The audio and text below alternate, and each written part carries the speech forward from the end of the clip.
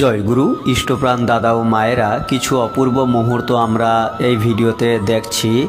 গতকাল 22শে মে সন্ধ্যায় অসমের মাননীয় মুখ্যমন্ত্রী ডক্টর হিমন্ত বিশ্ব শর্মা দেওঘর সৎসঙ্গ আশ্রম পরিদর্শন করেন এবং তিনি পরম পূজ্যপাদ শ্রী শ্রী আচার্যদেবের দর্শনও করেন এবং আচার্যদেবের সাথে তাঁর আলাপচারিতাও হয়।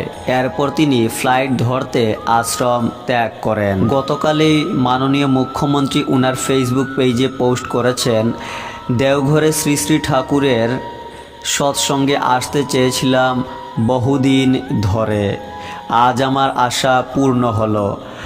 আজ আমার প্রচারের মাঝখানে আমি শ্রী শ্রী ঠাকুরের দর্শন লাভের সৌভাগ্য পেয়েছি। শ্রদ্ধেয় ঠাকুর বিশ্বাস করতেন যে মানবতার সেবায় পরমাত্মা বিরাজমান, পরমাত্মার অস্তিত্ব রয়েছে।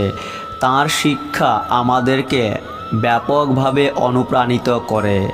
সৎসঙ্গে আমি যে প্রশান্তি অনুভব করেছি তা ছিল ঐশ্বরিক এবং আনন্দদায়ক। তিনি আরও লিখেছেন, আমিও পরম পূজ্যপাদ শ্রী শ্রী আচার্যদেবের আশীর্বাদ চেয়েছি। সৎসঙ্গ অফিসিয়াল ফেসবুক পেজে মুখ্যমন্ত্রীর আশ্রম পরিদর্শনের কয়েকটি ছবি পোস্ট করা হয়েছে।